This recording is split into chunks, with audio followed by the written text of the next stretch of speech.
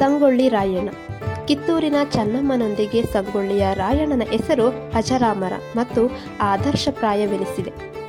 ರಾಯಣ್ಣ ವೀರಯೋಧ, ಕಿತ್ತೂರಿನ ಸ್ವಾತಂತ್ರ್ಯಕ್ಕಾಗಿ ಹೋರಾಡುವುದು ತನ್ನ ಆದ್ಯ ಕರ್ತವ್ಯವೆಂದು ಭಾವಿಸಿದ್ದನು. ಈತನ ಮನೆತನದವರು ಪರಂಪರೆಯಿಂದಲೂ ಸೈನಿಕರಾಗಿ ಸೇವೆಯನ್ನು ಸಲ್ಲಿಸಿದ್ದರು. ರಾಯಣ್ಣ ಕಿತ್ತೂರಿನ ಯುದ್ಧದಲ್ಲಿ ಚೆನ್ನಮ್ಮನ ಜೊತೆಯಲ್ಲಿ ಬ್ರಿಟಿಷರ ವಿರುದ್ಧ ಹೋರಾಡಿದ್ದನು. ಯುದ್ಧದಲ್ಲಿ ಸೆರೆಯಾಳಾಗಿ ಬಂಧಿಸಲ್ಪಟ್ಟು ತರುವಾಯ ಬಿಡುಗಡೆಗೊಂಡನು. ಈತನ ಬಗ್ಗೆ ಮೌಖಿಕ ಆಧಾರಗಳು ಲಭ್ಯವಿವೆ. ಅವನು ಸೈನಿಕರನ್ನು ಸಂಘಟಿಸುತ್ತಾ ಸ್ವಾತಂತ್ರ್ಯದ ಬಗ್ಗೆ ಅಭಿಮಾನವನ್ನು ಬೆಳೆಸಿಕೊಂಡವನು. ಭೌಗೋಳಿಕವಾಗಿ ಆಯಾಕಟ್ಟಿನ ಸ್ಥಳಗಳಲ್ಲಿ ಗುಪ್ತ ಸಭೆಗಳನ್ನು ನಡೆಸುವ ಮೂಲಕ ತನ್ನ ಮುಂದಿನ ಯೋಜನೆಗಳನ್ನು ರೂಪಿಸಿಕೊಂಡನು.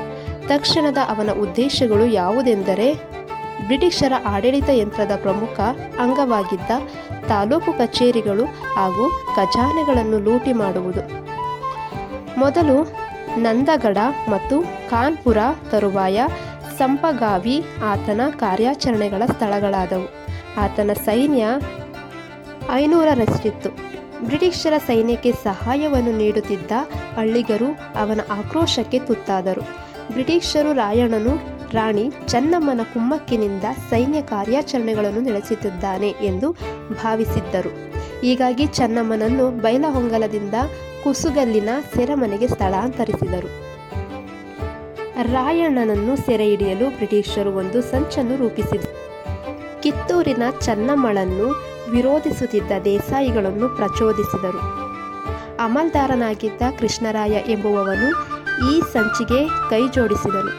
ಸಂಚಿಗೆ ಬಲಿಯಾದ ರಾಯಣ್ಣನನ್ನು ಇಂಗ್ಲಿಷ್ ಸೈನ್ಯ ಬಂಧಿಸಿ ಧಾರವಾಡಕ್ಕೆ ತಂದಿತು.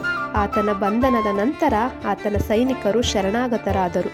ಮುಖ್ಯ ಅಪರಾಧಿ ಎಂದು ಘೋಷಿಸಿ 1831ರಲ್ಲಿ ನಂದಗಡದಲ್ಲಿ ಅವನನ್ನು ಗಲ್ಲಿಗೇರಿಸಲಾಯಿತು. ಆತನ ಅನೇಕ ಅನುಯಾಯಿಗಳನ್ನು ಜೀವಾವಧಿ ಶಿಕ್ಷೆಗೆ ಗುರಿಪಡಿಸಲಾಯಿತು. ಸಂಗೊಳ್ಳಿ ರಾಯಣ್ಣನ ಜೀವನ ಮತ್ತು ದೇಶಪ್ರೇಮವನ್ನು ಆ ಪ್ರದೇಶದ ಲಾವಣಿಗಳು ಇಂದಿಗೂ ಜೀವಂತವಾಗೆನಿಸಿವೆ. Thank you for watching.